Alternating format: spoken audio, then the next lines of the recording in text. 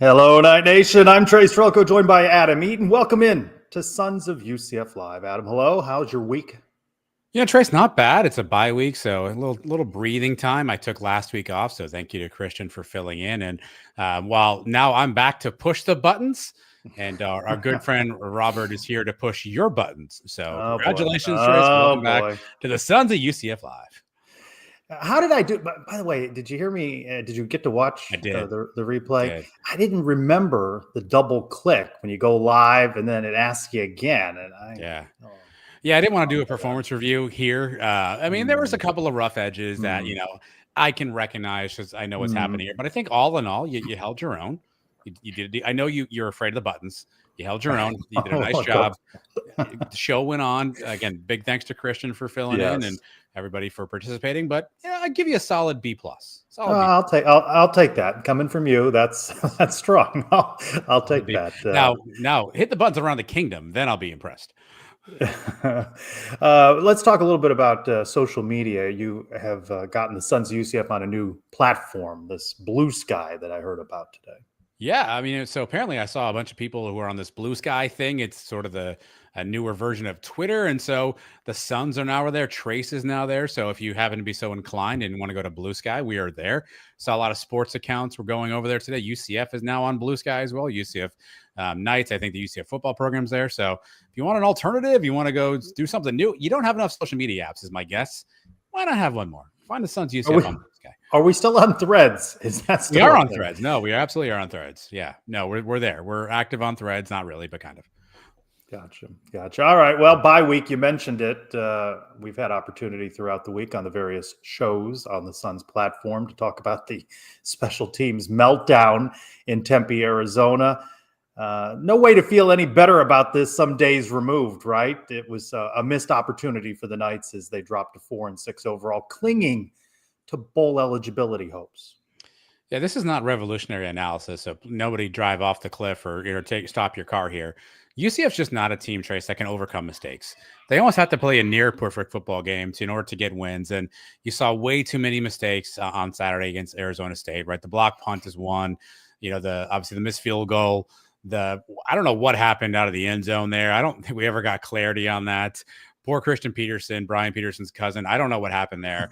Throwing from the one, UCF's just not a team that can manage to overcome mistakes. We've seen that throughout the season. They have to play a near perfect game, and they can't have fatal mistakes. And too many of them pile up on Saturday, and I think that's the result that you have. And kind of been a trend all year long. It just almost seems like, what's the mistake going to be this week? Is it going to be penalties? Is it going to be turnovers? Is it going to be, bad throws? Is it going to be, defense not turning their head and covering a receiver? What's the mistake going to be this week? But week in and week out, they're just not a team that could overcome mistakes, particularly late in the game, particularly mistakes that cost you points. I think you described it as a bit of whack-a-mole, right? You fix the penalties one week, but then you have this other problem. And then maybe you go back to the penalty problem. Again, if only one of these things doesn't happen, right? Maybe UCF gets out of Arizona with a win, but you can't have all of those things happen. You mentioned explanation for Christian Peterson's move following the game in Tempe. Head coach Gus Malzahn asked about that, and a little exchange here on the series of events, the meltdown right before the half. To be honest with you, we were talking, and I had my back turned, knowing we were going to fair catch it, and then I kind of heard the crowd, and I looked up, and it looked like it was bobbling it, and then we got the ball on the 1 foot line, so that's really all I saw. And what's the thought process then to throw at that situation instead of maybe try and run? Well, when you throw a pick six, that's a great question, but that was just part of it. That was part of the play call, but obviously it didn't work. Obviously. No, it's a great question. I heard, Trace. Congratulations on the great question. It seemed like Gus really enjoyed your great question. No matter who was calling plays there, is it really the best play call on the planet for a young quarterback on the road? As we've discussed throughout the week, Arizona State, no timeouts in that situation. Can't you bring back KJ Jefferson just to fall forward, 260 pounds? Can't he just fall forward for a yard and get out of there? What are we trying to do? Yeah, it's certainly not it's interesting. UCF, particularly on a lot of situations, plays very conservative, right? We saw Gus not go for it on a third down. I don't think we've returned a punt since early September. Like UCF plays very conservative in a lot of ways, Fair right? catch. Why we could have used just not returning something there. And so to come out there and go, now is the time to be aggressive, it just doesn't seem like it fits with what you've seen from UCF throughout the season. To your point, that's another to your point, I would have loved to have seen, that's one, just Dylan Risk fall forward for 3 yards and go to the locker room and have some Powerade, right? That would have been the better move to make at that point. Bit of a head scratcher. Now, if it works, we're all like, look at this kid, this play call. We all would have been loving it. So it's tough to kind of judge that. But for a team that's been ultra conservative in a lot of areas, to now all of a sudden, like, let's be aggressive from the one. It just again, it's kind of the what is this team? I asked this a few months ago, Trace. What's our identity? And that's just another example of what it looks like. We're not quite sure what our identity is. Are we aggressive? Do we want to win? Or are we conservative and don't want to make mistakes? It seems like that blew up on our face on Saturday. Yeah, and that aside, right? Dylan Risk needs to make a better decision there. It's a good play by the defense. Like I hate to put that all into. It's a really good play by the defender. I asked Andy, our good friend UCF XOS on Twitter, when we put the Javarius Johnson in motion, the Arizona State defender went with him. Right, that's the clear read to man. But I think when Dylan released the ball, the defender wasn't in the window that he was throwing to. Right, he was obviously on the run, makes the play. Is that a decision that maybe a veteran quarterback doesn't make? They anticipate that. It's a good question. We can ask our friend Nick Patti in a few minutes, maybe what his perspective on that is. It was a good play by the defender. I understand that. We run that play a lot, but that's also the thing. We run that play a lot. And so Arizona State probably knew that that could be a tendency for ours. And again, discretion, better part of valor. Fall forward, get a yard, go to the locker room, get a New Jersey on, have some Powerade, and come back out to fight the second half. Well, the Knights are on a bye week, and then the following week head to West Virginia. Got to win at West Virginia. Got to win hosting Utah, or any chance for a bowl game goes out the window. We can discuss the importance of getting to a bowl. I asked on social media, predict UCF's final record. Overwhelmingly, 68% saying 5-7 or 6-6. Minority there at 32%. I feel like it's 5-7. I feel like they get the win against Utah, but I just don't see it happening on the road at West Virginia. It's a long way out yet, but could be cold, could be snowy in the long-term forecast in Morgantown week Saturday.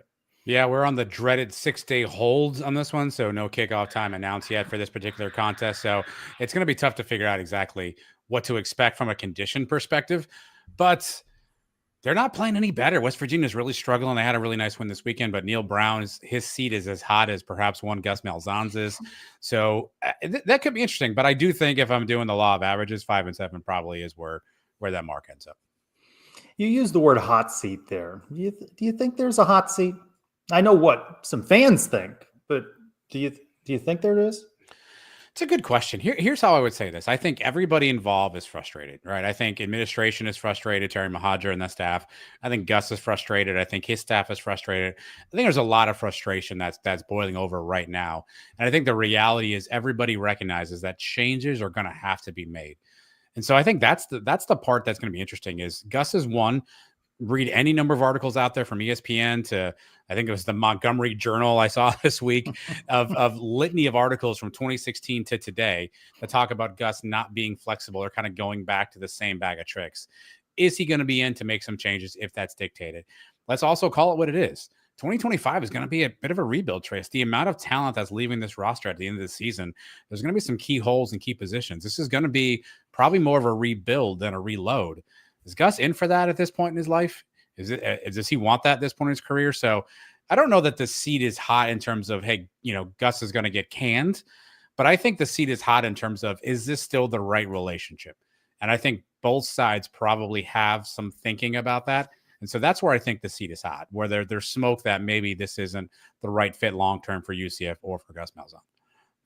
Big hypothetical here, but do you feel a little bit better about the season if they win the next two, get to a bowl game, maybe even win that bowl game? I know I'm asking a lot here, but does it change the fan base's thinking a little bit if you see some rally in this team? Yeah, it's a mailbag question later on. My answer is no. I don't think so, because I think Gus is in a damned if you do, damned if you don't situation. Because if we win out these last couple of games, where was Dylan Risk? Why aren't we doing this earlier? Where was Tim Harris calling plays? If we lose out these last couple of games, Gus doesn't have it. We can't figure this out. We need new leadership. I think he's in a damned if you do, damned if you don't position, just because of the 3 years leading up to this season, and I think the questionable decisions that have happened this season. I think he's in a tough spot either way. We could blow these next two teams out, and I think it's going to be even louder. Like, why weren't we playing this quarterback? Gus can't evaluate talent. Where's this been all along? And so I think we're just at a point where, however you feel about Gus Malzahn today, November 14th, I imagine that's how you're going to feel on November 30th or December 1st when the season's over. Or February or March or fall exactly. camp or Big 12 media days. I'm just trying to picture the questions going into spring camp and our conversations on shows on the Suns platform for the next year. I don't know. It's going to be about changes. Like, are we? I guess this is the other question I think I'd ask you, and I'd ask anybody out there listening. Right? I think raise your hand if we think changes need to be made in some form or fashion. Right? I think we're all in that same boat. Do you trust Gus Malzahn to make those evaluations? I think that's the thing that you have to ask yourself. Do you trust him to make the evaluations, make the changes, do the right things going forward? If you answer that question, yes, then Gus is your guy. If you answer that question, no, then maybe that seat's a little hot, Trace. Well, you know who I trust to make evaluations? Former UCF quarterback Nick Patti, who is good enough to join us again this week on Sons of UCF Live. Nick, hello. How's it going, fellas? How are we doing? Doing well. We were talking a little bit about the meltdown in Arizona, but I want to ask you, maybe the Knights have found something in Dylan Risk. What do you like about what you've seen from him for a couple of games? Yeah, I definitely have caught some lightning in a bottle a little bit. I think the one thing that's noticeable, he's a super gritty player. He's not scared of anything. He's not afraid to make a mistake. He'll let it rip. I like what the chances he's been taking in the passing game right away. I think someone like him that hasn't gotten a lot of meaningful snaps, it's hard to come in and start throwing a bunch of back shoulders like he was doing and really kind of playing with no fear. So I like that. I like how gritty he is, in the run game. And he certainly gets knocked around a little bit and isn't afraid to put his nose in there. But, sometimes it happens that way for an offense, man. You just put another variable in there, especially as a signal caller, and something works, right? And whether it's that combination of play calling, just some different blood. But and the guys seem to respond to him. He seems to every time they go to him on the sideline. I've also noticed that someone's always in his ear. Someone's always joking with him, smiling with him, celebrating with him. I think that's telling. Especially among the other quarterbacks, which is always cool to see. So it's hasn't led to all smiles, but definitely been a bright spot, relatively. All right, Coach Patti, the ball is at the 1. Let's forget Christian Peterson shouldn't have done what he did. What's your play call there for young Dylan Risk? Yeah. Yeah. Statue of Liberty, baby. Yeah, let's something. Yeah, shades of Ian Johnson proposing for sure. I think it's like, talk about that game and talk about the Super Bowl with the Seahawks, beast mode. I think it's pretty similar to that situation where there's only a couple guys on the field that get the ball. One of the things that they are making a habit of, not necessarily that play, but in short yardage, is the Wildcat, which, I'm not going to hate on the Wildcat. It's had success. It's got its place in the game. I just, I'm not a proponent of the Wildcat when you have a mobile quarterback. It takes numbers off the field. I know RJ Hervey played quarterback in high school, but so did everybody else in the world. It's like not a threat to do much in the pass game. And when you have a quarterback that makes something happen with his feet, I hate putting him out there where everybody knows what's happening. They're pinning their ears back and doing it. And they just make it a habit of it, and they don't really mix it up along the way. And so, I don't know. I think there was shades of versatility and mixing some things up and new blood and taking some quote unquote risks, no pun intended. But it's tough. What do you guys think? Tough question. We've been talking about it all week. We wanted a fresh perspective. Fall forward for a yard and go to the locker room. Enjoy some bring power. KJ in to just fall forward, land on guys. Yeah, there's a million ways to be inside the box, right? Get a yard. You hope you get a yard up front, but man, add it to the list. Add it to the list. Nick, let's stay on Dylan Riss for a second. Obviously, two starts, relatively played well, right? Obviously, you want that mistake back at the 1 yard line. He's played pretty well so far. He's got two games left of the season. Presumably, he's starting those games. If Dylan Riss called you tomorrow and asked for advice, what advice would you give a young Dylan Riss in this situation that he's in now with the rest of the season in front of him? Yeah, that's a great question. I think that he's got an opportunity to spend some time with guys that won't be around for much longer, and even guys in the quarterback room that won't be, right? KJ and Cobe and those guys. I would tell him to just absolutely pour in, spend as much time as he can with them, picking their brains, not only in that capacity, but also, in how to be a teammate, how to be a leader, what their experiences are. I think those are the things that are invaluable. In the off season, you can dig into coaches. You have people coming through campus. You have alumni come back, and the guys that are in the NFL come and train, and you have those opportunities. But the guys that are your teammates that you're in it with, I would pick on their experience as much as I can, and in what they think. That's something that I always thought I wish I would have done in my younger years is, ask the vets what they think I should get better at. You're always talking to your coach about it, and you get whether it be coach talk or he's worried about the other guy or whatever it is. He's distracted with his kids running around the office, and you hear from them. You're getting coached by them all the time. But to be peer reviewed by wideouts and guys that are in it with you that likely have an opinion of it where you can improve, but aren't necessarily going to tell you. That's what I'd impose on him is that go and seek that counsel. Like when did you become somebody who understood how to watch film, right? We talk a lot about watch the film, watch the tape, but it's probably not that easy, right? Like as a true freshman, when did you kind of learn and understand how to actually watch film and use that as an actual tool in your arsenal? Yeah, it is. It's absolutely a skill that is learned. High school, everybody, you just sort of put the tape on, you see how athletic guys are. And you don't even really look at coverage. You just kind of see how tough they look and, you go play. You get to college and you realize how kind of dialed in everything is and how kind of intentional watching film can be. I think, when it really clicks is when you can compartmentalize, why you're watching film. And I mean that in the capacity of, are we watching? It's broken down into they use so much data to analyze film, and the Exos systems and all that are so broken up that it almost gets it's extremely confusing because when you're especially when you're breaking down an opponent, because that's you're going from the FIU game to the Texas game to this game to 3 years ago because they got a new offensive coordinator. And so it can get very confusing when you're, reviewing an opponent.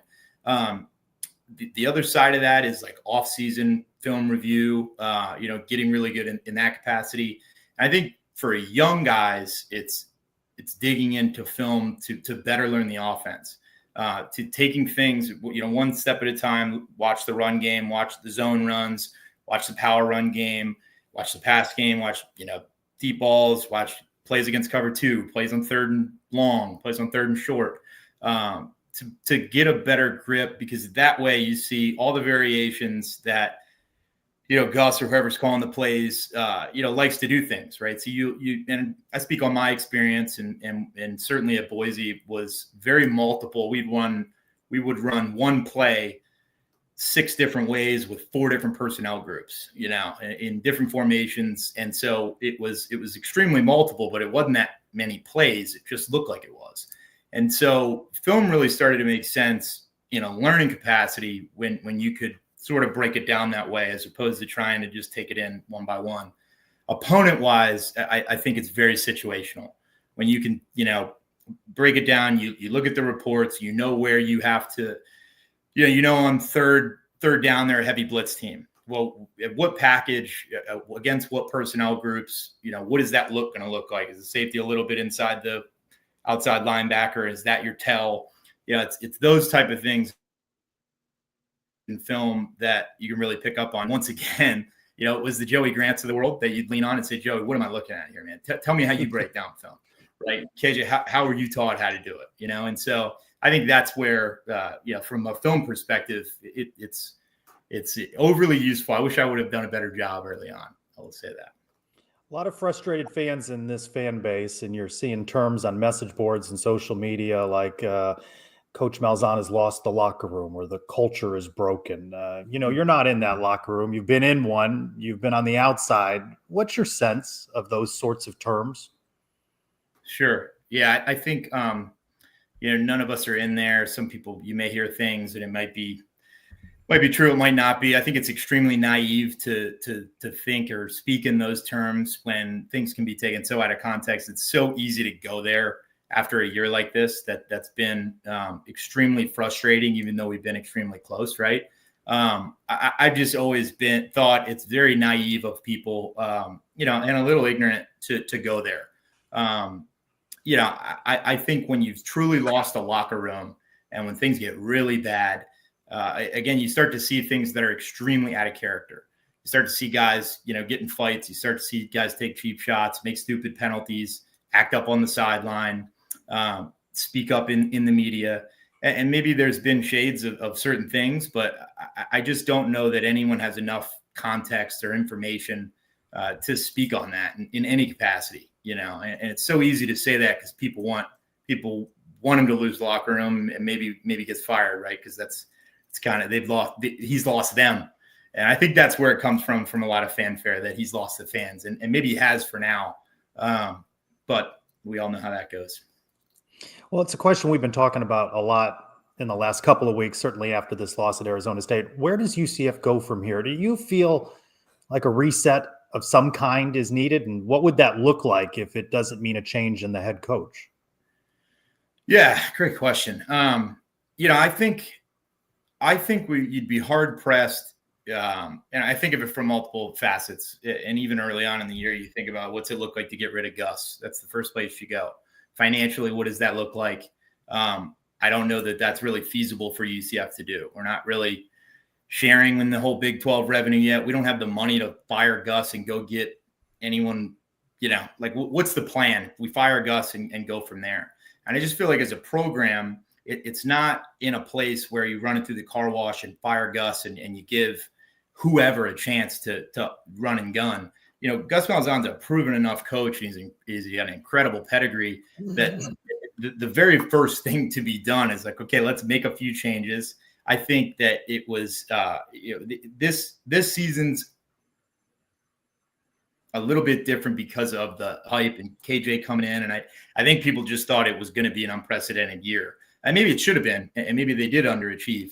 But I think firing Gus, one, it puts us in a financial issue of sorts, right? Fresh off an extension. And not only does that hurt the next coach that's coming in, and maybe you can find someone cheap. I don't know. Maybe it's a Frost situation, not Frost, but someone like him. And, but it also hurts the assistant pool. So, okay, Gus gets fired. We find someone that we can afford that's really good. He's not going to have enough money. And then we're just finally starting to get into the Big 12 revenue with all these additions that we got going. Oh, by the way, here's NIL. I think, I think the recruiting trail has been good enough to pour into that. I don't think that Gus Malzahn should go anywhere, right? I think that, he's the right guy for UCF. I think he's the right guy to kind of transition us into the Big 12. Once again, I've said it a couple of times on here, with our transition into the Big 12, I don't feel we should be having much success yet anyway, which we have, right?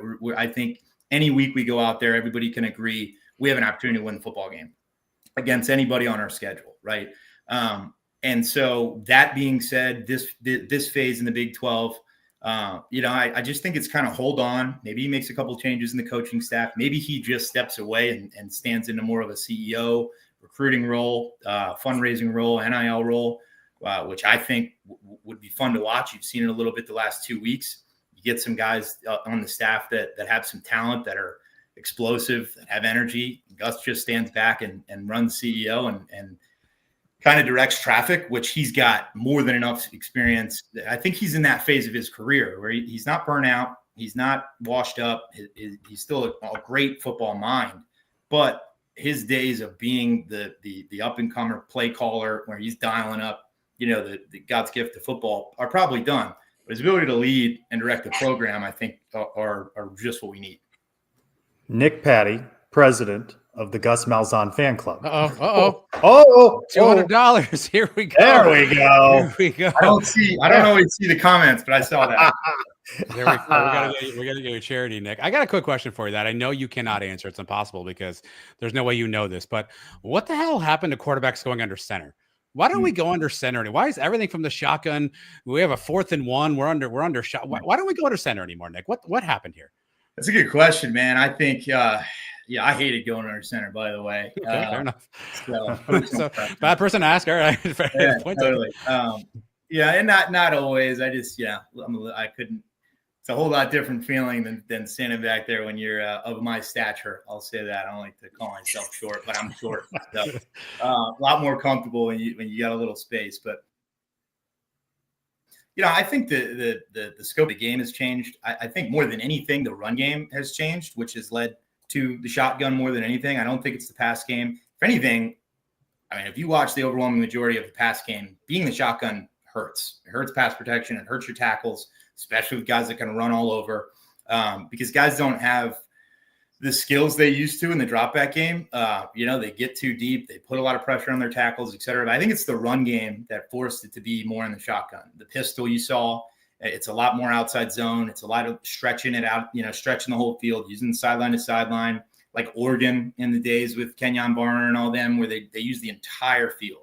Can't really do that from under center. Yeah, you run one stretch play where the guy's freaking busting ass to get out to the running backs. Excuse my French.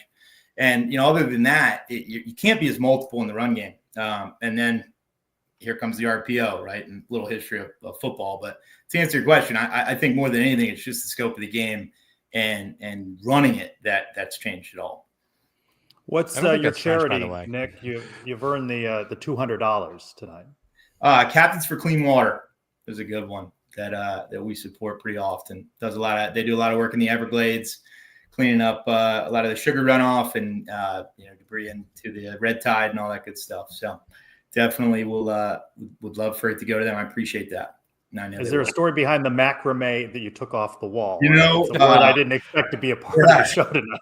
Totally, yeah. It's our guest room in our house. My wife's gonna love that I ripped that down, but neither of us really like it anyway. It's just a little cold in here, so little texture. We got some guests coming this weekend, so we can. Listen, tonight I learned what a macrame was. So for me, this show has it's been a big win. Too, but it's like that's the only thing on the wall. So, Nick, thank you for being with us this week on Suns Live. Absolutely, guys. Thanks for having me. Good to see you guys. Thank you. Thanks, Nick. The $200 for a thing we didn't even know was going. I had no idea what a macrame was. I was hoping it was in the window because I was like, if he's going to take those blinds down, this is going to be groundbreaking, internet television. So I'm glad it was whatever that thing was. A little update on Big 12 Pick'em. Knight Walker leading things 57 points. Boston Matt 2 behind. Clay Pasco 9th overall, couple points, 5 points off the lead. I'm hanging in there at 48 and 48. Where are you? You dropped a little. I think I'm 8 under. Yeah, I think I'm 8 under 500 right now. So yeah, not my best showing. Not gonna lie to you. And the artist formerly known as UCF Mike, I maintain a comfortable 8-game lead as he has not so quietly quit on the season. Oh wow! I mean, now we're just calling people out. Well, but let's call on Jeff Allen for a look around the Big 12. Taking a look at the standings, undefeated BYU is holding the top spot at 6-0 in the conference and moved up 3 spots to number 6 in the college football playoff rankings. The Cougars play host to Kansas in Big 12 After Dark on Saturday night at 10:15 on ESPN. Colorado sits a game back at 5-1. The Buffaloes, ranked 17th in the CFP poll, welcome Utah for the big noon game on Fox. Kansas State is one of 4 4-2 teams. The 16th-ranked Wildcats entertain one of the other 4-2 squads at Arizona State. That one will be at 7 o'clock on ESPN. West Virginia at 4-2 takes on Baylor, 4 o'clock on ESPN2. And the last of the 4-2 teams, Iowa State, welcomes Cincinnati at 8 o'clock on Fox. The opening of the conference weekend kicks off tomorrow night as Arizona battles Houston at 10:15 on FS1. The buys this week go to TCU, Oklahoma State, Texas Tech, and our UCF Knights. In women's soccer, Kansas claimed the conference title with a 1-0 result over TCU. Both teams earned spots in the NCAA tournament, along with Colorado, West Virginia, Oklahoma State, Texas Tech, and BYU, with all teams in action tomorrow. With your Big 12 Minute, I'm Jeff Allen. Pretty good outfit he's got there. Was that a sweater? Or It's not that jacket or cold. He's in something? Orlando, right? It's not. Why is he bundled up? But Oh, that's spoiler a alert, good-looking friends, you may be seeing more Jeff Allen very soon. Ooh, there's a tease. All right. Hey, can you bring up, before we talk basketball real quick, can you bring up the photo, a little internship shot here? Interns, United Leo was back, joined Andrew Cherko, and gentleman on the corner there is Dwayne Jones, our new intern, joining the Sons of UCF. A little group photo there at the basketball game the other night. Good looking group, and I'm proud to be a part of this. It's crazy to see this stuff, Trace. Honestly, like I don't mean to be cheesy for a second, but I remember driving in my car in California in 2018 and calling UCF Mike and saying, "Hey, let's start a podcast. What do you think?" And to be here where like people are relying on us to get credit for their college is just a complete mind bender for me. But definitely proud of all these people and the work that they've done. Leo's fantastic. Andrew's as a rock star, and Dwayne's going to be just as good, if not better than all of them. So it's just fun to be a part of it. Just give back a small part of this. So it was surreal to see and realize somehow we got to this point where college professors are asking me to fill out documentation for class credit. I don't know how we got here. I don't even know. And Dwayne is off to a good start. Looking forward to seeing more of his coverage of men's basketball this season. But the men, they win 194, 100 points. We're going to talk to Ben Hazel in just a moment about that. Go to 3-0 with a win over FAU. Keyshawn Hall, 26 points. Jordan Ivy Curry, 22. Darius Johnson, 21. Let's get a little bit more on the game from Andrew Cherko. Hello, everybody. My name is Andrew Cherko, and welcome back to your Sons of UCF Men's Basketball Minute. The Knights have now moved on to 3-0 this season after beating Purdue, Fort Wayne, and FAU, and were both down to the wire matches. But one thing has maintained consistent throughout both of those games, that this is a Johnny Dawkins team that can score the basketball. But we need to clamp down on that. 94 points is a lot of points in a regulation game.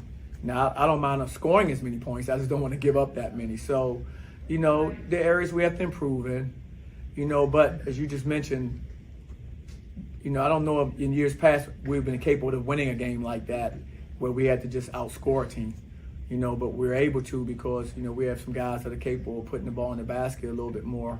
And so we're able to win a game like that.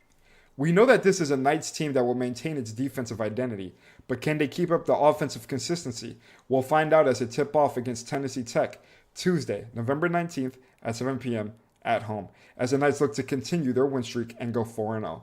And on that note, thank you for watching your Sons of UCF Men's Basketball Minute. Good job, Andrew. Time now to get a little more perspective from Ben Hazel, former player development coach for UCF men's basketball, who I incorrectly labeled a former strength and conditioning coach on last week. I can see why you did it, though, Trace. I don't know how that happened. Ben's Ben. well put together. I can was see why you did that. confused. Yeah. I'm like, man, maybe this camera's adding some things that I don't got, but I appreciated it for sure. And I appreciate your kind correction to me via text message. All right, 100 points for Johnny Dawkins' team on Tuesday at FAU in regulation, Ben, not an overtime situation. Knights are rolling through 3. Yeah, I don't know about you guys. This might be the most fun I've had watching a Johnny Dawkins team in a little while. I mean, I'm having a lot of fun. I mean, all the guys on the team know, even when I was reffing, I was like, I really don't care who wins. As long as somebody gets a bucket, I'm fine with whatever else you guys do. So it's extremely entertaining. A lot of great things to build on.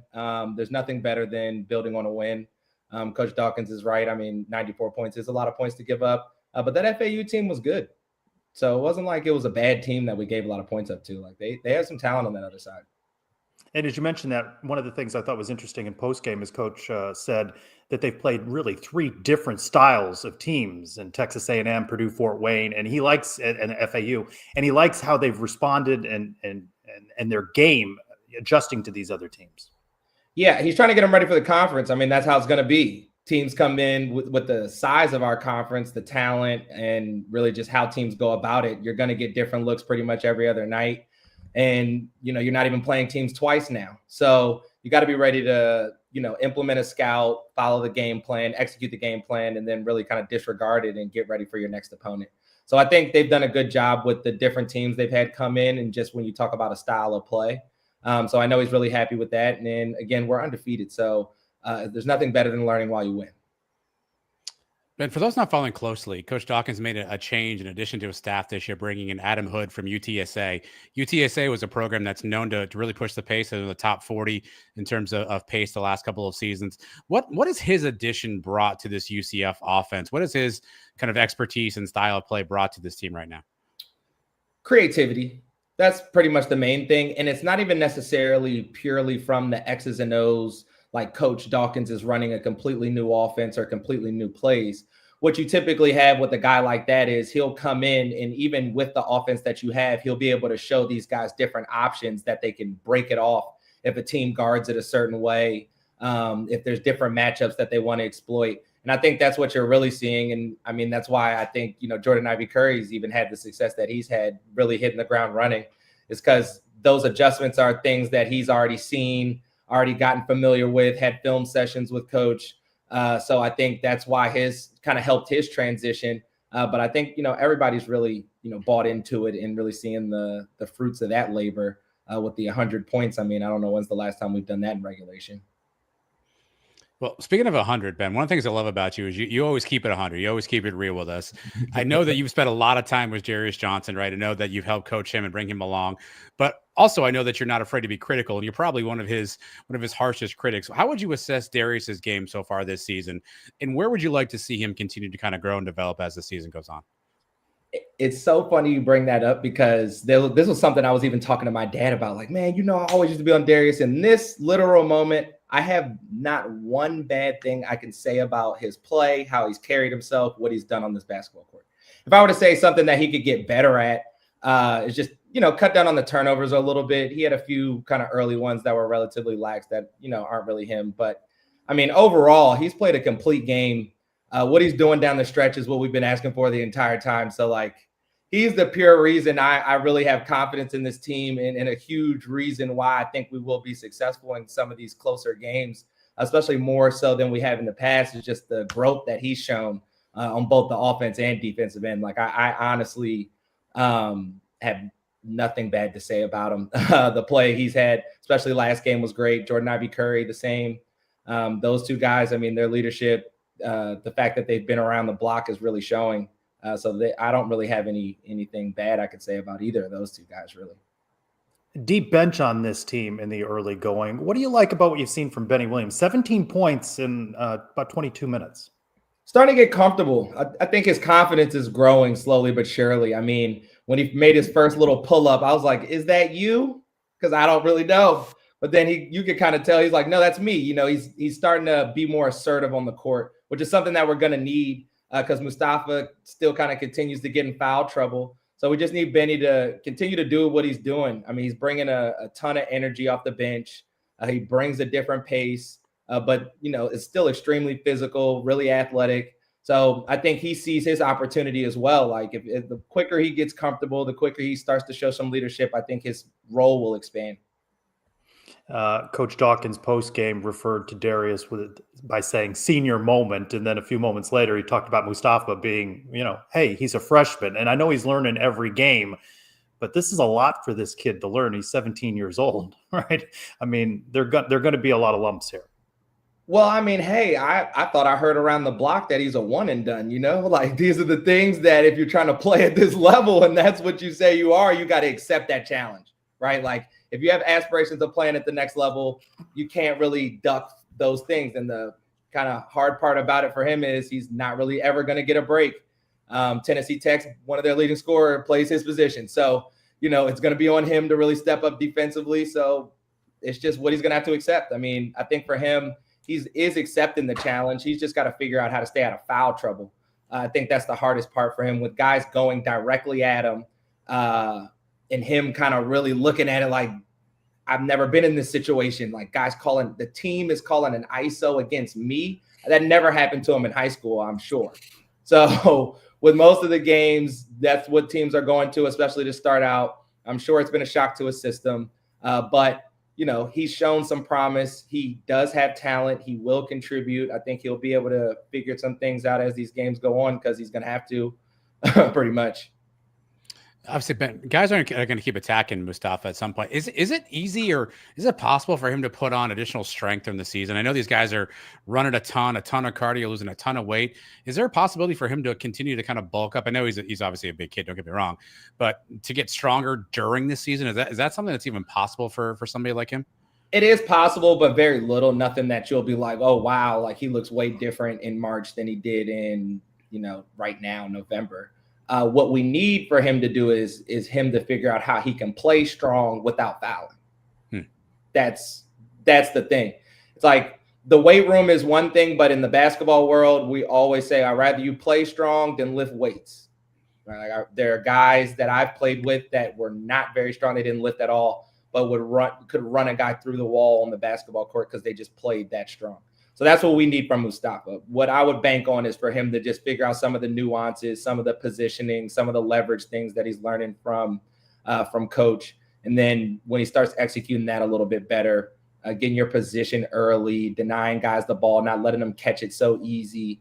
Those little things are the things that freshmen typically, got to learn the hard way before, they kind of start to settle in, and that's something they can rely on. Ben, who's the best three-point shooter on this team? That's a good question. I mean, this is the first time I think we've had options with that question. But I will put it at Jordan Ivy Curry right now. But, Darius is numbers-wise not very far behind. But I think pretty much the recipe down the stretch is we've been putting it in Darius's hands, and he's been making the right play, whether that be scoring it, getting fouled, or dropping it off or kicking it out. So I think he will be the recipient, down the stretch of making shots. But, I mean, honestly, with how he's been shooting it, it'll probably get a little bit tighter for him. And the Knights, of course, are doing this without Mikey Williams, without Jalen Sellers. A good problem perhaps to have, but how do you work these guys back in at some point? Oh, I think Coach Dawkins is loving this right now. With how the guys that he has playing, how they're accepting their roles and really taking advantage, improving their worth and showing what they can do. Jalen is a guy that's already done it for us. I think him fitting in will be easy, especially with how we start games. I think he'll be an easy fix to that issue, at the beginning of the game, and then especially right after halftime. And the luxury with knowing Jalen, like he's not a really selfish guy. So I think the style of play will continue to look the same. And I think Mikey will follow suit just because of the success that we've had. And I think he'll be able to figure out, how he can do defensively is the main question, especially as a freshman, and then where he fits in offensively. But I think he's a playmaker. I think he's talented enough to kind of play his way into his own role. But I think it'll take more time than Jalen. Hopefully they're not out for too much longer, though. Before we let you go, you just mentioned something that's interesting, the slow starts. How do you explain it? How do you correct it? The slow starts is a hard thing. I mean, I think as guys get more comfortable in their home gym, hopefully that'll help alleviate it. Because, I mean, these 11-1, 15-1s, like I know anybody that's been to the game, if you worked out that day, you might not stand for the whole time to wait for us to score. But I think that will be the growth of Mustafa. Because if you notice, every single team, their number one play to start the game 9 times out of 10 is for a basket at the rim, whether it be a quick rip, if you have a good enough post player, 9 times out of 10, it's just going to be throw it into the post, let him get it, let him get a touch, see if he goes, try to crash the glass. So with Mustafa can be a little bit more of a threat. I think we'll see that help. If Debo can make a free throw, that will probably help some of these times. He finally made 2 late in the game against FAU. That ideally will help. But those 2 things, I don't think it'll last for too long. I think guys are getting comfortable. But the starts, my legs, like I said, I'm not the strength coach, so my legs. Hey, I promoted you last week. Ben, I think, why do we expect a guy named Debo can shoot A? Like, I think that's our first problem. But B, I missed last week. I wasn't here. I was on a work trip, but I feel bad. I can no longer ask you about Ibrahima Diallo anymore, which I used to ask you everything last week. So I know you enjoyed the interview with Nick Patti. I know you were listening to some of that. Do you have any idea what macrame is? Do you know what that even means? What is macrame? I'm going to be honest. I have no clue what that even means. Can I get like used in a sentence or something? Yeah. Like, what So is that? Ben had this thing, or Nick had this thing behind him that he had to take down. Apparently, it was a macrame, which I'd never heard before. I didn't know if it was just me or not, but apparently, it's a form of textile using knotting. So I can't talk to you about Ibrahima Diallo, but I can at least talk to you about macrame. I don't know how much I got for you, but I can definitely give you my opinion on it. That's for sure. If you make something nice, I'll put it up. You never know what questions you're going to get. Ben, thanks for being with us this week on Suns Live, and the Knights off to a 3-0 start. Tennessee Tech next. Hopefully they keep it going. Appreciate it, fellas. Thanks, Ben. Thank you, Ben. We've woven the macrame theme for a while. Wow, you're a professional. Look at you. Yeah. Knights looking a little different on the basketball court with a new uniform. Let's hear from Christian Simmons from the Pegasus Podcast. Well, if you thought you were going to avoid uniform talk because UCF football is on a bye week, you were wrong. The UCF men's basketball season is underway, which is exciting in part because they're 3-0 and in part because we got to look at a new home uniform in these first 3 games. So this is now UCF men's basketball did refresh their uniform set last season when they moved into the Big 12, and this is more of an update off of that set than a brand new uniform, but we've got the all-white home look. The big update here is adding the script Knights across the chest, which I am loving seeing that make its way into basketball. The version of this uniform last year had the typical Knights word mark across the chest, which is a little blockier, a little chunkier. It looked good. I liked the uniform. This just fits a lot more, and the script Knights is honestly just so cool, and it's a cool thing to sort of spread into other sports. You've got, and listen, a lot of schools have added script logos in recent years just because, script is cool and we like it. UCF's has a lot of UCF-specific touches. The H helps form a state of Florida. There's the Polaris star dotting the I. The little cursive note under the G becomes a sword. I mean, this is a super UCF script logo. And obviously, you've got the palm frond pattern down the side, which I don't think UCF realized how perfect that was going to be when they added it and the fronds became such a thing. But yeah, this is a nice, sharp, clean home uniform look. Sorry for the gold haters. I know there's no gold, but that does not change how crisp this uniform is. He's so excited to say the word I didn't think Polaris. he could get a minute 14 out of basketball uniforms. I'm not going to lie to you. I did not think a minute 14 was doable out of that, but I got to give him credit. Thank you, Christian. You can find the latest Pegasus podcast on the Sons of UCF YouTube feed. You know, a lot goes on during the show behind the scenes. Like I'm currently receiving text messages from our next guest, Jan and Britt, about macrame. They've got a big event this coming week. Gotcha. Jan and Britt. Britt's Bunch. They got a big fundraiser this weekend, 3rd annual Britt's Bids for Kids, Saturday, 7 o'clock, Poor Choice Tap House, North Mills Avenue, Orlando. Ladies, hello. Hi, how are you? Hey, Britt. Hello. Neighbor right over there, nearby. Me. You got a lot of things that you've put together for this event. What are the big highlights that people can bid on at the auction on Saturday? Okay, I'm going to tell you. Britt was go ahead. She wanted to tell you something while I get this stuff. Oh, she wants me to show you her shirt. She wants you to know she's wearing her brother's pro day shirt. Wow.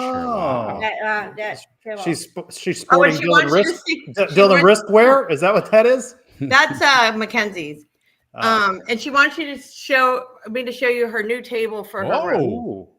Wow. Yeah. So okay. Very nice. So yes. So we're having where are you? We're having our Britt's Bids for Kids on Saturday at Poor Choice Tap House. Oh yeah. And we have a lot of great auction items. Well, we have this. This is the shirt Gus Malzahn used when he threw the first pitch. You're leading with the Gus Malzahn item? You want people interested, Jan, or not? He's still a human being. I know. I like him. And so that's the actual jersey he wore in the venue formerly known as Tropicana Field that's just blown in the breeze right now? Yes, it is. And then we have these. Hold on. We have these. Well, it's not really bad. These are can you see them? These are cleats signed by RJ Harvey. Oh, okay. Yeah, we have gloves. Colton Boomer or KJ Jefferson. And Too soon, Trey. What are we doing? I do have Boomer cleats. I do have them. And I have gloves. I have gloves. Yeah. We're signed by RJ. They're his gloves. And so I have 2 sets of cleats. We're going to put one on mine. We're going to have signed jerseys. I have 2 2 sets of 2 tickets to the Pink concert. Well, I it's know. Should be paying prices for that. And this is Okay. for the yes. So this is so we can continue doing what we do to help the kids. We feed them. We do a lot. We spent almost $40,000 last year feeding, clothing, buying shoes, paying for sports uniforms, cleats, medical stuff, diapers. We fix cars so they can get their kids to chemo. We've done so much, and some of the boys will be there Saturday. But it's going to be a lot of fun. It's If you can't make it there in person, is there still a way you can participate? Yes, there is. You can go to Yeah. britsbunch.org and donate securely. We are a 501c3, so it's all tax deductible. And Britt works. We all work for free for this no one gets paid. So we work with all of our athletes: baseball, softball, volleyball. Of course, football. And our coaches, so they do a lot. And Robert's over there. Hey, Robert. She goes, how could I told her, I said, Robert's watching, and she goes, I can't see him. So Robert is on our board. He's our vice president. So Antoine Poe, who used to play for the Knights back in the day, is on our board. So, we do a lot, and this is our only fundraiser for the year. We've fed students at UCF that just weren't getting what they needed from, Knights Pantry. They needed other things than food. So we've helped a lot of people. Jan, I told Adam 2 things before the show started. One, that you thought you could get in and out in 30 seconds. And I just laughed. And I said, there's no way. He did. And that I asked you, what do you need help with? And what did you tell me that you needed help with on Friday? I am making charcuterie boards. Let me talk to him, Britt. I'm going to show you. She's left the scene. This is part of the 30 seconds. Britt. No, it's not going to be 30 seconds. So you see this? This is a skewer charcuterie board that holds 100 of them. And tomorrow night, Trace and I are going to sit at my dining room table and make them. Make charcuterie skewers. Oh, yeah. And we're going to have a dessert bar. And if you've never been to Port Choice, it's so fun. You just tap and drink. There you go. And it's owned by right. Drew Belani and Zach Shields. So. And there's also going to be a Johnny Dawkins item, a popular coach right now in the UCF landscape. That's right. Thank you for reminding me, Trace. So yes, I'm picking up tomorrow basketball signed by Coach Dawkins and the team. And we also have one of the fancy tables where you can sit and eat over in it's not the end zone. What do you call that thing? In basketball, on the one side of the court where all the food is. I'm not sure what that court club is. Well, whatever, it's courtside. So you get to sit, you get 4 seats at one of the tables, like the one behind me, and all the, free food. And you get to sit with all the muckety mucks. Yes, the people that sit over there. So it's fun. All right, so we Jan have and a Britt. bunch more stuff. Can I just say this real quick? Hope Mack, you remember DJ? Yeah. Yes. His mom donated like 6. She makes baskets for charity, and so she donated 6 of those. So they're nice. Cool. Ladies, we wish you luck. I look forward to seeing you this weekend and helping out. Go Knights. Charge on. All right. See you, ladies. The big Britt's bids for kids this weekend. What are you bidding on, or what would you want to bid on? I'll be there, so if there's something that you want, Adam.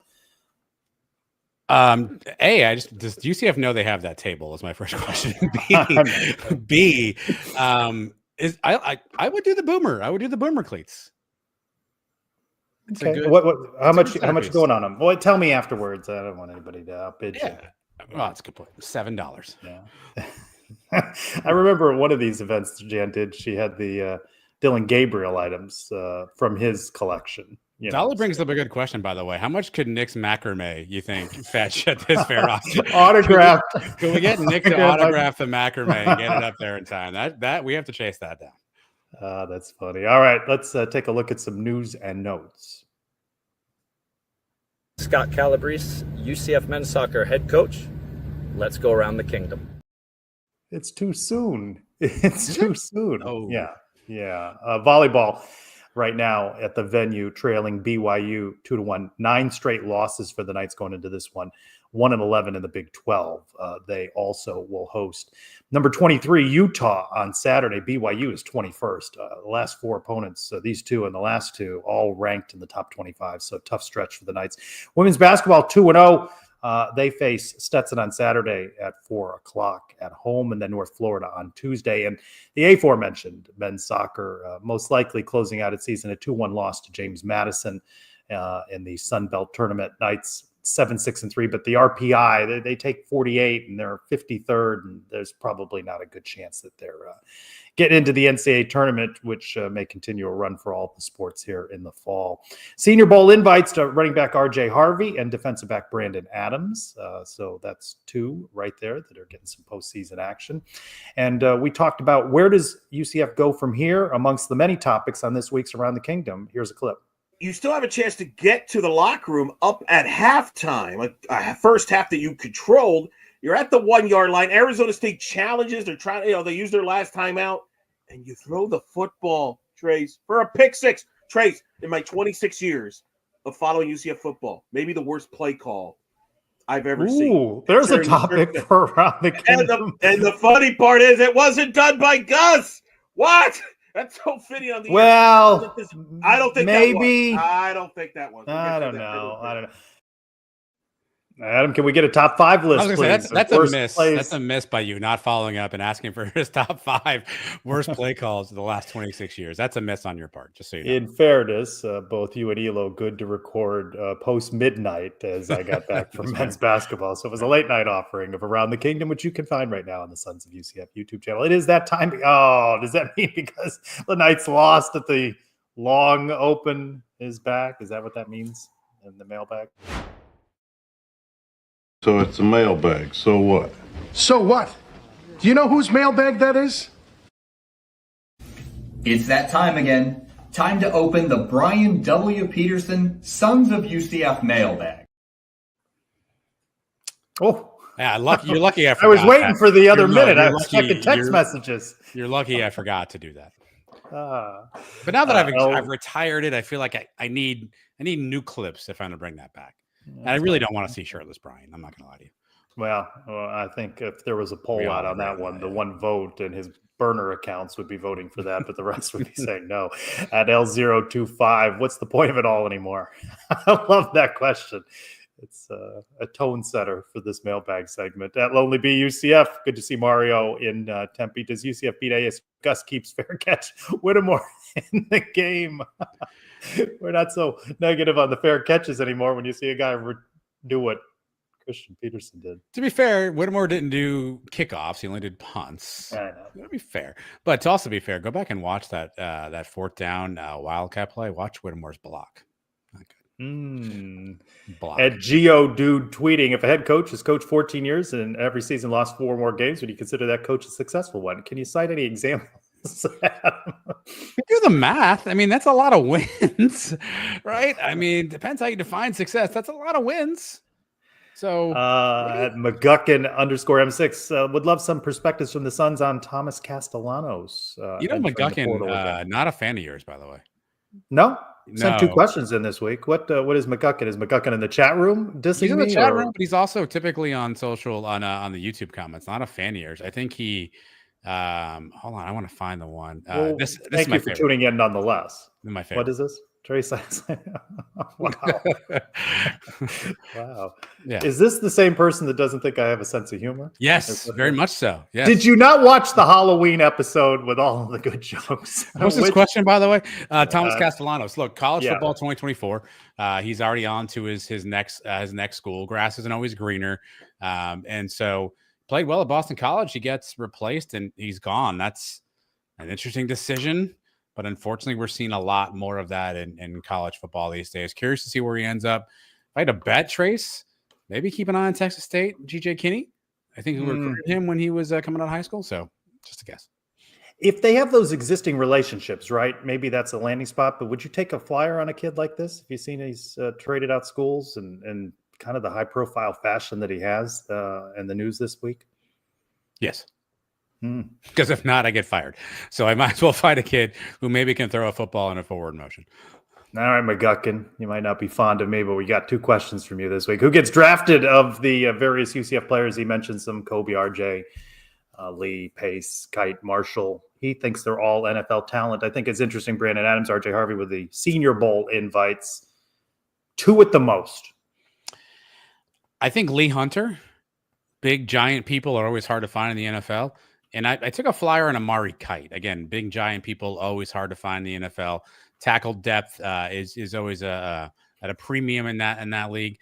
I could see RJ getting a late round pick, though. I think if he has a good total number of combine, draftees you've got is how many? I'm gonna go 3 for sure. I want to say Kobe too, but I don't know. I need to see his combine numbers. But I think someone takes a flyer on Lee Hunter. I think someone maybe takes a flyer on Amari Kite, swing tackle situation. And I'm going to root for RJ. So give me RJ. Yeah, his follow-up question: how do we waste all the talent? That's going to be a question of much discussion in the offseason. And ST33L Toe, about those retirement rumors that are you're hearing about maybe Gus. What do you think? What odds would you put? That's a question you like to ask us around the what are the odds that you would put? What percent would you put on Gus retirement? Gus retires? Come here in the next 2 weeks. I will say this: Gus looks more and more tired and frustrated as he comes to the podium. If you listen to his comments, he's made more than a few mentions about this day and age of college football. There's probably an element of him that kind of longs for a day where he could just coach and not deal with this stuff. So maybe 40%. 40%. That Cap Veg 1 in the land of fired coaches. What responsibility do players have for poor performance? Is that a thing of the past? Clearly some bad decisions made by players and coaches alike. I don't disagree with that. I think when we've been talking about the disappointment of the season, it is also somewhat on players, right? It's not just all on coaches. Yeah, it's really tough though, because in the portal age, you're picking your team now, right? You're picking your players, you're plugging in holes, and so if you miss on those players, it obviously makes it a little bit more obvious from a coaching standpoint. But certainly, yeah, Gus Malzahn's not blocking, but he's picking the people who are playing. So I do think there has been a bit of a referendum on not blaming the player and sort of blaming the coach in some situations. But I do think that in this day and age of college football, as Gus would say, coaches have more responsibility and more control over who's on their field, who's on their team than ever before. Although I guess a lot of guys leave, so maybe not. But yeah, I don't know. I just think that's changed in this day and age. Andy in the chat I saw just mentioned Tennyson as a possible draft pick. Wow, you're gonna get okay, yeah. So there's that one. At Night Fan 94, Stedman retired. Big fan. Is it true? Also a big fan of yours, right? Yeah. No, we get along. Are you sure? Yeah, we get along. Okay. Is it true the reason Gus took over play calling is because Harris tried the seafood flatbread and wasn't available on the sideline in the fourth quarter? Any truth to that? You were at the stadium. You were in Arizona. Did you have any food at the stadium by any chance? I had a curious choice in the press box. The press box food was hot dogs and white rice. I don't know why. Were they together or like they were in different containers? And you had both of those? No, there wasn't much choice. 10 minutes before kickoff. What's a guy like you put on their hot dog? What's your hot dog condiments? Ketchup. That's the only thing I put ketchup on. Yeah. At 3 nights 7, why did UCF not go for up the throat on the 3rd and 4th on 4th and 2 from the 29? So well said. It's a great question. Again, I don't understand UCF. We're conservative sometimes, we're aggressive other times. I don't know why you didn't do that. I did this around the kingdom. I ran some stats on Pro Football. We go for that, score a touchdown. I think the win percentage was something like 90%. You at least make the field goal, it's at 80%. You do neither, it's 50%. So I don't know why we're conservative at some point in time, why we're not. Grant Reddick, a new kicker. I don't think we've seen his range at that level. We know what his range is not now. I don't understand why we didn't just say let's go for it and go down swinging. You had nothing to lose at this point. right? The season's already a little bit into a tailspin. Why not be aggressive and tell your team that you believe in them and let's go get the 2 yards and keep this thing moving?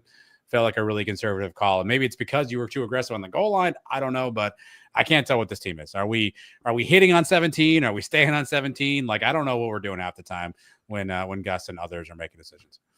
At the JC Morning, assuming Gus remains head coach next year, what changes to staff, concepts, and programs would each of you recommend? I think there have to be some coaching changes, and I maintain that he has to give up play calling. I know it's what he loves to do, but with the right OC, DC, I think there's talent there. And I don't think it's a full rebuild, but he can't do everything, and it's not worked. I wish I was smart enough to have this answer. What I would encourage all of you to do, there was an ESPN article recently about, and I'm no fan of this person, by the way, but Pat Narduzzi, the head coach of Pitt, and sort of what he did to reinvent their season. He readjusted their NAL payments. He got new play callers in there. He sort of reversed, like, I'm not looking for stars, I'm looking for fit.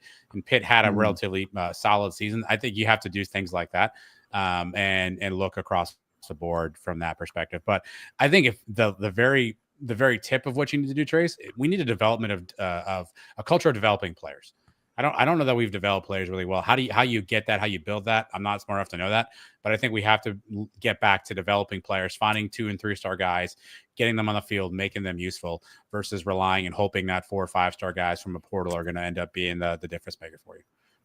Yeah, at Tiger Picks _, when does baseball season start? Couple months. Emptiness 4. Michael asking that same thing. He's also saying, who are on the current staff would you prefer as a potential interim head coach, or prefer a clean sweep of staff? We're already to interims. We've got him retiring in one question. There's terminations in another. If we're saying Gus leaves like tomorrow and we need an interim, it didn't happen during a bye week, right? Give me Herb Hand.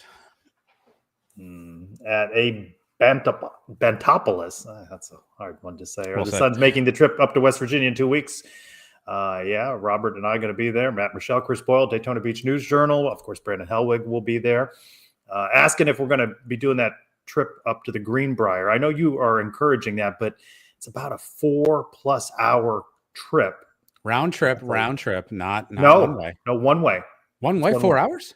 That's one way, 4 hours. It's not 2 hours. No, it's 4 hours. Yeah, never mind. So we're not staying in Morgantown. We're staying in Pittsburgh. So that puts about another 1:15 on things. So about 4 hours or so. It's a lot. It's a lot of driving. Got to see what the game time is. I mean, I'm not saying it's completely dead. I'd have to get their perspectives, of course. But, if it's an earlier start, UCF hasn't had that noon slot yet. Maybe West Virginia might be that noon slot. Robert, 2 letters, 2 words. Under one version of the proposed House settlement, college football rosters would be reduced from 121 players to 105. What will the impact be on teams like UCF as compared to the blue blood programs? Salary cap's going to be an issue too. Just because you can spend $20 million doesn't mean UCF does have $20 million for its roster. Blue bloods are always going to win. It'd basically be a proactive transfer portal, right? Like the top layer of guys who don't play and end up transferring anyway or end up going to just leave in advance. So it's kind of a proactive portal excuse. At GoldenEye _ the second, what's UCF's best win under Gus's tenure? And that includes bye weeks. Gator win in the Gasparilla Bowl. Yeah, that's the good one too. I always go beating Tulane at Tulane in 2022, I guess that was, when we win 38-31 and get to the conference championship game. That was a nice win. Those are probably my top 2 in the Gus era. At Black Gold _ Ed, is Gus the least liked football coach in UCF program history? Well, that's an interesting question. Have you not met George O'Leary? The loyalty to George was stronger than there would be loyalty to Gus. I know George was here longer, but he certainly had a pocket of people, those donors that put together money for a statue. Coach. 2 losing seasons, some off the field transgression. 2 winless. I'm sorry, 2 winless seasons. Sorry, it was more than 2 losing. Well, that's fair. Some off the field transgressions. Our good buddy, the artist formerly known as UCF Mike, I think famously put a brick or tried to put a brick when they were doing like Buy the Brick that said George O'Leary sucks, and I think they denied it. And now they're chummy over the Yankees. So now they're texting over the Yankees and Juan Soto and what's happening there. So That's a tough call. Least liked, though, right? Gene McDowell was liked into the UCF Athletics Hall of Fame posthumously. George O'Leary's in the Hall of Fame. Heupel, Gus. Maybe it's a poll question for next week. It's certainly not Frost. No, you can't count anybody before Gene McDowell. Kruzik was fine. I don't think Kruzik was disliked. Don Jonas. That son of a bitch. No, but there's this big pocket of Don Jonas haters. But answer that question though. What do you think? Is it? I think we're forgetting how much GOL was polarizing when he was here. Yeah. Well, we as people forget a lot. Or that damn Don Jonas. I don't think there's a contingent against Don Jonas. At John 465-055. If Gus wins out the last two bowl game, does his seat get cooler? I think it could if he wins the last two and the bowl game. Can't lose the bowl game again. The bowl performances, other than that Gasparilla, if we've forgotten the Military Bowl, that was a dud. I did forget the Military Bowl, actually. How about the Gasparilla Bowl out with a projection that has UCF playing South Florida? Boy, fan base is just clamoring for that one. I think Gus is in a damned if you do, damned if you don't situation. Because if we end up playing well, it's going to be like, why didn't we make these changes sooner? If we end up, continuing to flounder, it's going to be, hey, we're a terrible team. So I think it's, I think that's it's got to be damned if you do, damned if you don't. Maybe the coach looking this up, Sammy Weir, only coached in 1982, and we didn't win a game that season. Yeah, but who dislikes Sammy Weir? All of us should. I mean, what's the head coach at Lake Howell High School, by the way? Oh, goodness. That longevity domes. Curious how long a grace period the next coach gets, especially if he inherits a mostly intact team that doesn't bolt for the portal. Curious if one of Harris, Hinshaw, Addison were promoted up, how long fans give any of them to right the ship. I mean, I don't see that happening, right? Any of those three guys get promoted to head coach? I don't think that's happening. No head coaching experience to get a P4 job. I don't know that makes a ton of sense. None of them have been coordinators really all that long to do that. Look, I said this earlier. I think we're looking at a rebuild, not a reload in 25. So hopefully, if and when whoever's coaching, there's going to have to be a little bit of patience to see how we turn this around. If it's a new coach, I think you're going to have to give that person a little bit of a leash. But I don't think it's any of the incumbents at UCF that get that chair. At UCF _B12, since UCF's going to West Virginia, does Gus like pepperoni rolls? I'm not likely to ask that question in the media session, but somebody could. It's possible. Somebody could. What is a pepperoni Rejoice roll? Nights. What exactly is? Do we know? Is it just like bread and pepperoni? Is that what we're doing here? Is that pizza? kind of like pizza. That sounds like something you would look up for the. I'm last doing it as we're talking the right kingdom. now. At Rejoice Nights, what home basketball game are you looking forward to most and why? I know this is a cop-out answer, but any Big 12 game at home, any Big 12. The atmosphere, got to give it to the students. The fans have been out, about 8,000 plus in a 9,400 capacity arena. The atmosphere has been good for the home game so far, and I think it's going to be great. I can't wait for the Big 12 games. Yeah, I have January 5th, Kansas comes to town. Obviously, that was a lot of fun last year.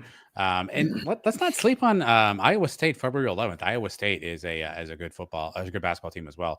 Here's the pepperoni roll, Trace. Looks delicious. So it's like what do they call them? The ones with the hot dogs. What are they? You know what I mean? I don't. I actually want to hear you work this out. I want to figure this one out. Like, I can't remember what that's called now. All right. I was hoping you would say Franks and Beans, but you did not. So that was unfortunate. Thanks, everybody, for your questions in this week's Brian W. Peterson Sons of UCF Mailbag. Hey, Adam. Yes, sir. Oh, what's in the box? It's a great question, Trace. You're lucky I happen to have the box what? right here. You have this whole bit. Nobody calls you a curmudgeon. Why would they, by the way? TEN1215 gets you 15% off your first order. Or any order, really. Just non-sale items. Non-sale. If it's on sale, don't be greedy. All right, here we go. What's in the box question here? Trace. Am I going to like it? I'm not going to like it. Final from volleyball. BYU wins 3-1. Shocking. I do win a set, though. What is one movie that always makes you cry? One movie that always makes me cry. I don't know. Nothing's coming to mind on that. Of course not. Yeah, here we go. I only watch hockey movies. I don't have time for movies. Here we go again. I still owe the one guy a movie, The Highlander or something. Curmudgeon. It's going to keep you up tonight. That makes me cry. I don't know. Remember the Titans always gets me? You've seen Remember the Titans, I assume? Yeah. It always gets me. Strong side, weak side. The guys in the hospital. That one always gets me a little bit. I don't know. One's not automatically coming to mind. I don't know. What? I can't think of something. What's the last movie you saw? Let's just do this then. what's the last movie? It's a little hard during football season. No, it's not. You've been on airplanes. Like you've got nothing to do for 4 hours going to Arizona. What's the last movie? That was a long trip, by the way, to Arizona. But that was such an early flight. I kind of nodded off, so there was no movie viewing, and I just watched TV. What's the last movie that I saw? I don't know. I don't know. It's November 14th, 2024. What's the last time you were in a movie theater? Let's just do this. Around the 4th of July, I think. And what did we see? I don't remember. I don't remember. It had to be. This is a bad question. This is a bad question today. I don't know. There's a lot of movies in the chat here. Andy's shockingly not a fan of anything, by the way. Not a fan of that version. Your buddy Night fan, Dazed and Confused. I've not seen that. Hardball with Keanu Reeves. I don't think I've seen that in a long time. Is that a movie that makes you cry? Hardball? I don't. Apparently. Barbie. I don't think that's the answer. You know what? I think I saw that movie. Barbie? I did see Barbie, but that's a long time ago. Yeah, I saw that one. I need more details. So I don't like this segment. This segment's got to get canceled. I don't like this. We don't do that in 2024. We don't cancel it. I need more details. So Brian Murphy, formerly of the Black and Gold Banneret, big movie buff, and he's challenged me over recent years to watch the Academy Award. How's that going, by the way? Because you have no idea what movie you've seen. No, that ends up being I end up not seeing any of them, and then I have to binge the Academy Award nominees in like 2 months. So that's a lot. So the movies will be coming in like January, February before the Academy Awards. I'll binge a lot. So I might understand that you watched Barbie. So Barbie was nominated. I saw Barbie because it was one of the 10. So you sat and watched 10 movies? No, I mean over about 2 months, yeah. But you don't know when the last movie you watched was? Well, no. See how these things aren't congruent to me? Like you're apparently watching. The Academy Awards were in March, so okay. I don't. Well, I mean, one of my 3 favorite movies is Alfred Hitchcock's The Birds, and I watched that one night over the summer. I try and watch that at least once a year. Does that make you cry? No. No. Okay. Have you seen that? I don't know that I have. That's a good movie. More of a documentary guy than a movie guy these days. Yeah, there's not a lot of time. You're a busy man. You're absolutely busy. Andrew Jericho apparently will cry at any movie.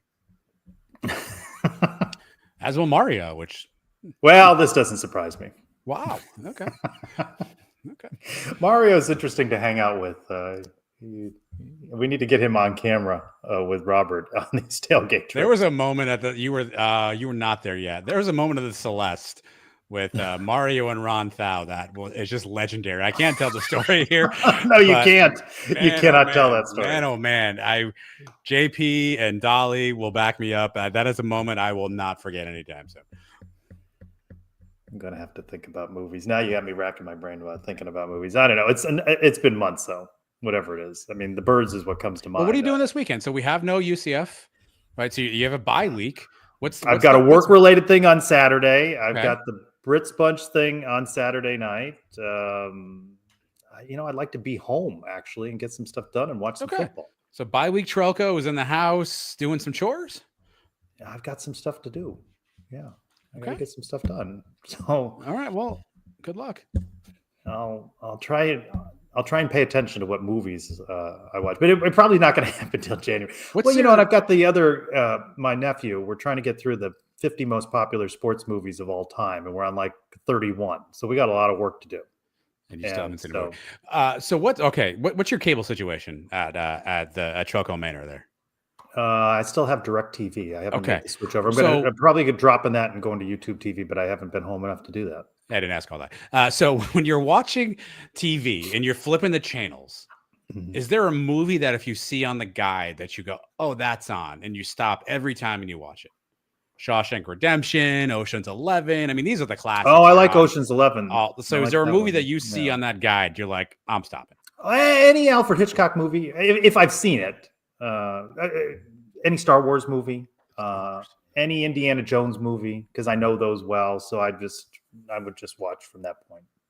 Speed. There's a movie. It doesn't matter where that is. I'd watch that. Yeah, I'd watch that from wherever it's at. The first one, the second one was trash. They were on a boat. Patrick, rest in peace. Well, he's not dead, I don't think, but he could be. Is but he dead? I don't think so. I know he was dead. I don't think he is. I mean, that was a terrible movie though. Without Keanu, Speed was nothing. It was on a boat, wasn't it? Speed 2 was on a boat. Yeah, Speed 1 was on a bus. Obviously, yes. Yeah, Speed 1 though, that's good. It's a solid movie. 1994, by the way. So you're really Pirates of the Caribbean. Any of those? I'd watch those from wherever they are. Okay, I can get into those. And you don't cry? Do you cry at Speed at all? I don't remember. When the old lady blows up after she, I just want to get off the button. The old lady blows up. Give me your hand, lady. It's a long time since I've seen that movie, and I don't remember crying. Okay, well, fair enough. If anybody out there has cried during Speed, please let me know. Why are 194 of you still watching this? By the way, what is going on in your lives? This is what Sons Plus is. Is when you stop rolling the live and we start talking about these things. The pliers. I don't know what that means. I don't know what that means. I want to thank Nick Patti for joining us to talk UCF football as well. Ben Hazel on UCF men's basketball. And of course, the contributions of Jeff Allen, Andrew Cherico, Christian Simmons, and so many. We want to thank you for being a part of Sons of UCF Live this week. We will catch you again next week. For Adam Eaton, I'm Trace Strolko. Go Knights. John. Darius Johnson, thanks for watching Sons of UCF. Solid start. Now I'm thinking about movies. Does Darius Johnson shave his eyebrow like that? Do you know? You ever notice how it's like? I have noticed it, but is that a look or is that like I don't want to